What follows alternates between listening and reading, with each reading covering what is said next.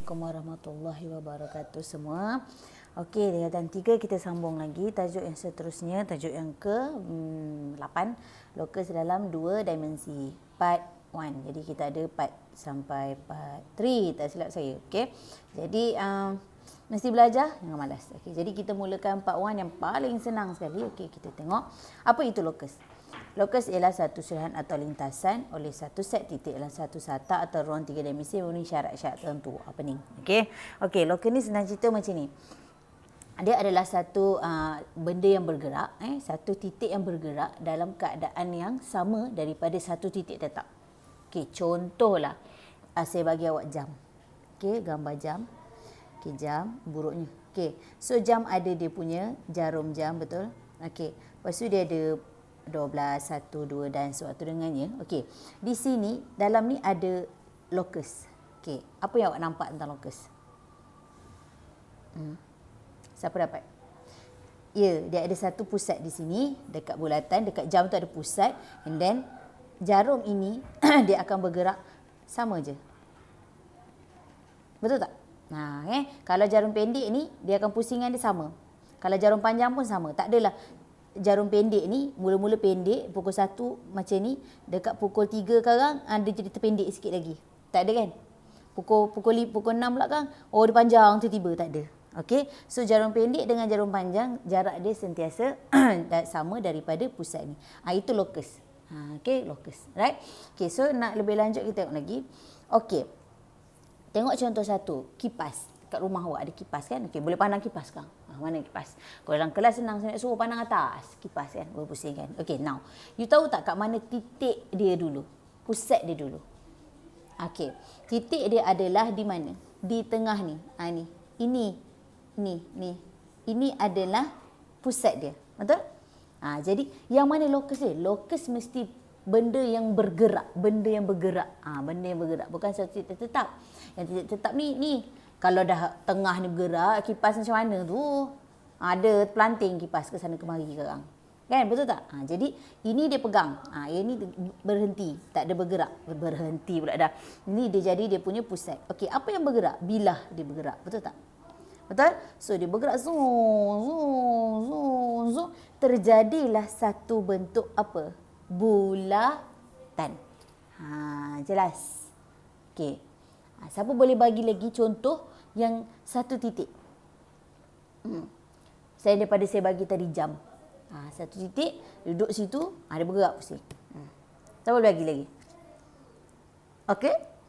Binatang. Ada satu tiang. Tiang kat sini. Ikat, tambat. Tambat kambing. Saya tak kerti lukis kambing. Saya tambat kambing. So kambing ni, kalau dia berjalan, kan, dia boleh melebihi tak tali ni? Tak boleh kan? Dia bergerak je lah pusing. Benda yang sama. Faham tak?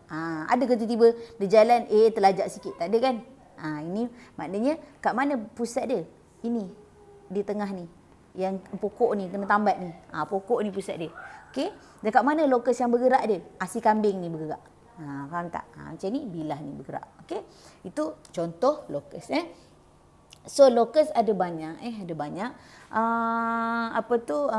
Tengok contoh 2. Okey, yang ini pula dia kata sekeping papan berbentuk segi 4 tepat disambung pada tiang. Okey, tiang. Dengan keadaan papan PQS boleh digerakkan jika sisi PQ diputarkan 360 darjah mengelilingi tiang MN. Apakah bentuk 3 dimensi yang akan terbentuk? Nampak penyelesaian kat situ? Betul tak? Imagine. Berpusing. Zoom. Dan semua ni berpusing. Betul?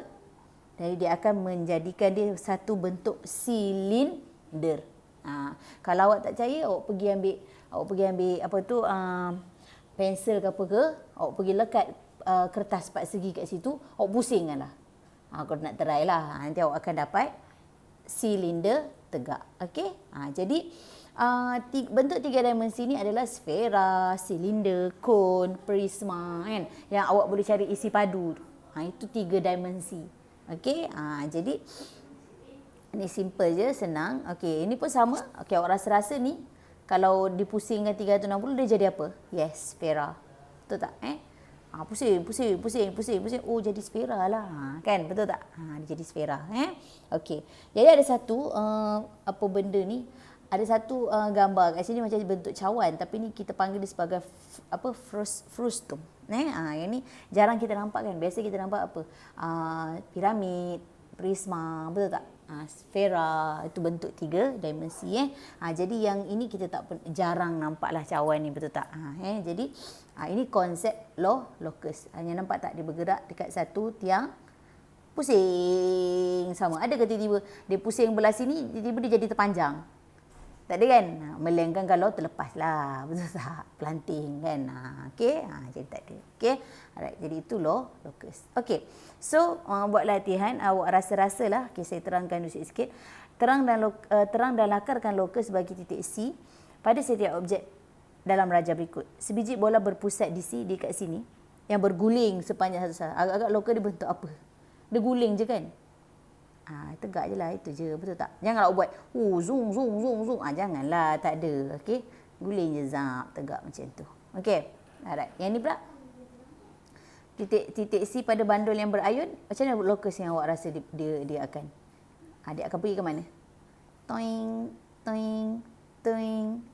Itu locus tau. Maknanya pergerakan yang sama dan pergerakan yang sama dari semua arah tu. Sama je.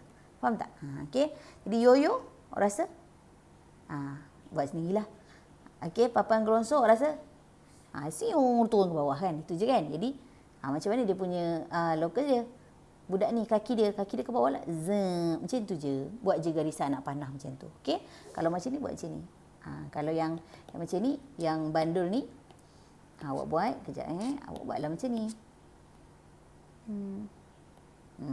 Terus dia. Okey, kita fahamlah benda tu berayun.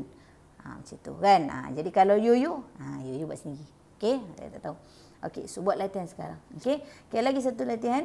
Nyata dan lakarkan locus bagi satu titik. Okey, sebiji kelapa yang jatuh dari pokok. Imagine kalau siapa yang duduk sekarang ni dekat rumah ada pokok kelapa, pergi duduk luar. Tunggu kelapa jatuh. Aduh, jenuh lah. Okey, jangan paksa pula. Okey, tengok kelapa jatuh pang gitu kan. Okey, jadi tengok dia jatuh tu macam mana locus dia. Okey, sebuah kereta yang sedang bergerak di atas sebatang jalan raya yang lurus. Pergi duduk depan rumah, termenung jap. Yalah kan. Awak pun tak boleh nak jalan-jalan sekarang kan. Duduk tengok kan. Macam mana pergerakan kereta tu. Okey. Seekor katak yang sedang melompat. Hujan-hujan ni kan. Kadang-kadang masa hujan banyak katak ni. Kadang dekat apa? Dekat rumah kita kadang pun ada kan. Jadi tengoklah katak terlompat. Toing. Sila buat. Okey. Jadi nyata dan lakarkan sahaja pada satu titik. Okey. Jadi itu yang saya nak buat latihan terus. Okey. Okey, nanti kita jumpa part 2.